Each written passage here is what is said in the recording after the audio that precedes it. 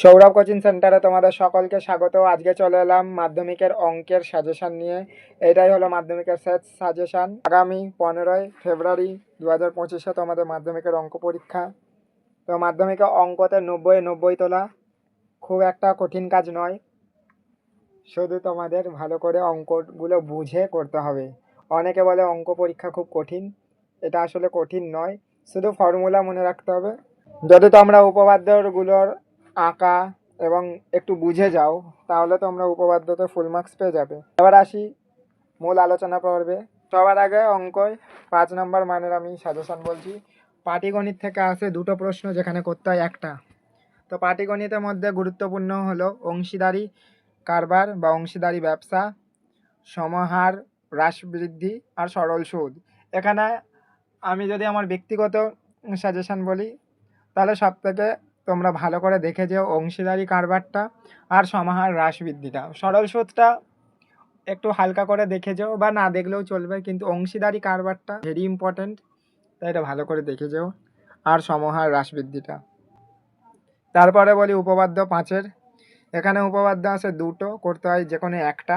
প্রথমে পিথাগোরা সংক্রান্ত উপপাদ্য, তারপর বৃত্তস্থ চতুর্ভুজ সম্পর্কিত উপপাদ্য, তারপর বৃত্তস্থ কোণ সম্পর্কিত উপপাদ্য, আর সবার শেষে বৃত্তের স্পর্শক সম্পর্কিত উপপাদ্য। এখানেও বলবো যে পিথাগোরাসের উপপাদ্য আর বৃত্তস্থ চতুর্ভুজ সম্পর্কিত উপপাদ্য, এই দুটো তোমরা যদি ভালো করে একটু দেখে যাও তাহলে আশা করি তোমরা পেরে যাবে বা একটা হলেও কমন পাবে। আমি বলছি না যে 100% নিশ্চিত যে কমন পাবেই, পেয়ে যেতেও পারো। এবার আসি সম্পাদ্যতে। তোমরা জানো সম্পাদ্য আছে দুটো, করতে হয় যে কোনো একটা। তো গুরুত্বপূর্ণ সম্পাদ্য হলো মধ্য সমানুপাতিক নির্ণয় করা, যেটা রুটের থাকে, তারপর ত্রিভুজের অন্তর্বৃত্ত, আর সবার শেষে হলো বৃত্তের স্পর্শক। তো এখানে আমার ব্যক্তিগত মতামত হচ্ছে অন্তর্বৃত্ত আর মধ্য সমানুপাতিক নির্ণয়, এই দুটো তোমরা খুব ভালো করে দেখে যেও। কারণ মধ্য সমানুপাতিক এটার মান অনেক সময় আমরা গুলিয়ে ফেলি বা মানটা ঠিকভাবে লিখতে পারি না। আর অন্তর্বৃত্ততে তিনটে বাহুই বৃত্তের সাথে মিল খায় না, যার ফলে আমরা 5-এ 5 পেতে পারি না।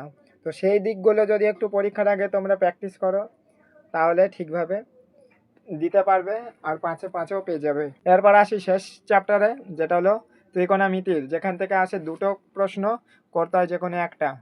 এখানে গুরুত্বপূর্ণ বলতে উচ্চতা ও দূরত্ব সংক্রান্ত ত্রিকোণমিতিক অনুপাতের প্রয়োগ, এটাই হলো একটা চ্যাপ্টার যেটা খুবই গুরুত্বপূর্ণ। এই অঙ্কটা তোমরা ভালো করে দেখে যেও। আর যে কোনো ত্রিকোণমিতির অঙ্ক করতে গেলে তোমাদের ত্রিকোণমিতির মানগুলো মনে রাখতে হবে। সাইন, ট্যান, কস, থিটার মান জানা খুবই গুরুত্বপূর্ণ একটা ব্যাপার। তাই এগুলো তোমরা যদি জানো তাহলে উচ্চতা, দূরত্ব বা ত্রিকোণমিতির বেশ কয়েকটা অঙ্কই তোমরা পেরে যাবে আর 5-এ 5 অনায়াসে পেয়ে যাবে। কারোর যদি সমস্যা হয় যে ত্রিকোণমিতির সাইনের মান কত বের করার ফর্মুলা জানতে হয় বা কসের মান বের করার ফর্মুলাটা জানার হয়, তাহলে আমায় অঙ্ক পরীক্ষার আগে জানিও বা এই ভিডিওরই কমেন্টে আমায় জানিও। তাহলে আমি কিভাবে ত্রিকোণমিতির সেই মানগুলো মনে রাখবো তার একটা আলাদাভাবে ভিডিও করে তোমাদের সামনে উপস্থাপনা করব। এরপর আসি মান 3-র, যেখানে বীজগণিত থেকে আসে দুটো প্রশ্ন, করতে হয় যে কোনো একটা। এর মধ্যে গুরুত্বপূর্ণ হলো ভেদ, দ্বিঘাত সমীকরণ বা দ্বিঘাতকরণী আর অনুপাত ও সমানুপাত। আমার ব্যক্তিগত মতামত ভেদ আর দ্বিঘাতকরণী এই দুটো তোমরা ভালোভাবে দেখে যেও, কারণ এই দুটো অঙ্ক একটু জটিল প্রকৃতির হয়, তাই তোমরা যদি ভালোভাবে প্র্যাকটিস করো। আর অনুশীলনে যেসব অঙ্ক থাকে কোষে দেখির পরে, যে অনুশীলনে এমসিকিউ এর পরে থাকে, সেগুলো যদি তোমরা একটু ভালো করে প্র্যাকটিস করো তাহলেও তোমরা 3-এ 3 পেয়ে যেতে পারো। এরপর আসি 3 নম্বরের উপপাদ্যতে, যেখানে আছে দুটো প্রশ্ন, করতে হয় যে কোনো একটা। এর মধ্যে গুরুত্বপূর্ণ উপপাদ্য হলো পিথাগোরাসের উপপাদ্য, বৃত্তস্থ স্পর্শক সম্পর্কিত উপপাদ্য, বৃত্তস্থ কোণ সম্পর্কিত উপপাদ্য, বৃত্তের চতুর্ভুজ সম্পর্কিত উপপাদ্য আর সাদৃশ্যতা। তো এখানের মধ্যে সবথেকে গুরুত্বপূর্ণ হচ্ছে বা ইম্পর্টেন্ট হলো পিথাগোরাসের উপপাদ্য, বৃত্তের স্পর্শক আর বৃত্তস্থ কোণ। এই তিনটে যদি তোমরা ভালো করে দেখে যেও তাহলে আশা করি কমন পেয়ে যেতে পারো। শেষ চ্যাপ্টারে আসি ত্রিকোণমিতি। এখানে 3-এর প্রশ্ন আসে, 3টে করতে হয় যে কোনো দুটো। এখানে গুরুত্বপূর্ণ প্রশ্ন হলো কোণের পরিমাপের ধারণা, ত্রিকোণমিতিক অনুপাত ও ত্রিকোণমিতিক পরিচিতি, আর পূরক কোণের ত্রিকোণমিতিক অনুপাত। তিনটাই যদি তোমরা ভালো করে দেখে যেও পরীক্ষার আগে, আর অনুশীলনগুলো যদি ভালো করে প্র্যাকটিস করো বা প্রয়োগগুলো যদি তোমরা ভালো করে প্র্যাকটিস করো, তাহলে তোমরা আশা করি কমন পেয়ে যেতে পারো। এরপর আসি 4 নম্বরের মানের প্রশ্ন। 4 নম্বরে পড়ে পরিমিতি। পরিমিতিটা আছে 3খানা প্রশ্ন, যেখানে করতে হয় মাত্র দুটো।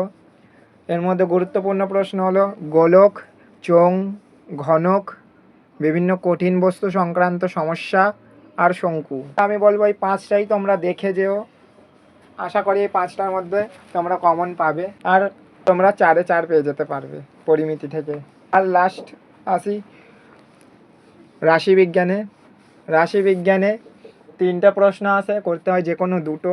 এখানে গুরুত্বপূর্ণ হলো ওজাইভ, মধ্যমা, গড় আর সংখ্যাগুরু। সব থেকে গুরুত্বপূর্ণ হলো তোমাদের বেলায় ওজাইভ, কারণ ওজাইভ আসবেই, যেটা গ্রাফের মাধ্যমে তোমাদের সুন্দরভাবে উপস্থাপন করতে হবে। তারপরে মধ্যমা আর গড়। তোমরা সংখ্যাগুরুটা করলেও করতেও পারো, নাও করতে পারো। সংখ্যাগুরুটা অতটাও গুরুত্বপূর্ণ নয়, ওজাইভটা খুবই বেশি গুরুত্বপূর্ণ, তাই ওজাইভটা তোমরা ভালো করে দেখো। অঙ্ক পরীক্ষার আগে তোমরা ঘরে গ্রাফ পেপারে ওজাইভটা প্র্যাকটিস করে নিও, কারণ শুধু যদি খাতায় প্র্যাকটিস করো তাহলে হবে না, তোমাদের সেটা গ্রাফে তুলে দেখাতে হবে, তাহলেই তোমাদের 4-এ 4 দেওয়া হবে, না তো 4 দেওয়া হবে না। তো অঙ্ক পরীক্ষা নিয়ে বিশেষ কিছু কথা বলি, যেগুলো তোমাদের জেনে রাখা প্রয়োজন বলে আমার মনে হয়। অঙ্ক পরীক্ষা দেওয়ার আগে অনেকেই ভাবি যে অঙ্ক পরীক্ষা খুব কঠিন পরীক্ষা, আমরা পারবো না, বা ম্যাক্সিমাম জিনিস আমরা করে যাই না, ভাবি এগুলো তো গুরুত্বপূর্ণ নয় বা ইম্পর্টেন্ট নয়। কিন্তু দেখবে যেগুলো তোমরা করে যাওনি সেগুলোই পরীক্ষায় চলে এসছে, তখন তোমরা গুলিয়ে যাবে। তাই অঙ্ক পরীক্ষার সময় সব কিছু দেখে যেও, তোমার স্কুলে যা করিছে, তোমরা ঘরে যা যা করেছো, এবং তোমাদের গৃহশিক্ষকরা যা যা করিছে সব কিছুই দেখে যেও। আর তোমরা যদি পারো, তোমাদের মাধ্যমিকের 7টা বিষয়ের পরীক্ষা আগে দিয়ে তোমরা ঘরে একবার পরীক্ষা দিয়ে দেখে নিতে পারো। এখনও তো তোমাদের কাছে 9-10 দিন মতো আছে, তো তোমরা দেখে নিতে পারো। তাহলে তোমাদের একটা টাইম ম্যানেজমেন্ট হবে, কোন বিষয়ে কতটা তোমাদের টাইম দিতে হবে এটা তোমরা বুঝতে পারবে। বিশেষ করে অঙ্কর ক্ষেত্রে সময় খুব কম থাকে, এটা মনে হয় 3 ঘন্টাটা অনেক কম মনে হয়। এজন্য তোমরা অঙ্কটা ভালো করে আর দ্রুততার সাথে লিখবে আর সতর্কতার সাথে লিখবে। অনেকে অঙ্ক পরীক্ষা দেওয়ার সময় এককগুলো লিখতে ভুলে যায়, সেগুলোর দিকে লক্ষ্য রাখবে। আর এমসিকিউ এর কথা বলি, এমসিকিউ এ 4টে করে অপশান দেওয়া থাকে। অনেকে হয় যে কোশ্চেন নাম্বার দিল আর এমসিকিউ এর 4টে অপশানের মধ্যে যেটা অ্যান্সার সেটা লিখে ছেড়ে দিল। এরম করলে কোনো এক্সামারই 1-এ 1 দেবে না। সেটা কেন সেই অপশানটা তুমি বাছছো সেইটার পুরো ব্যাখ্যাটা দিতে হবে, তাহলেই তোমরা 1-এ 1 পাবে, না তো 1 দেবে না।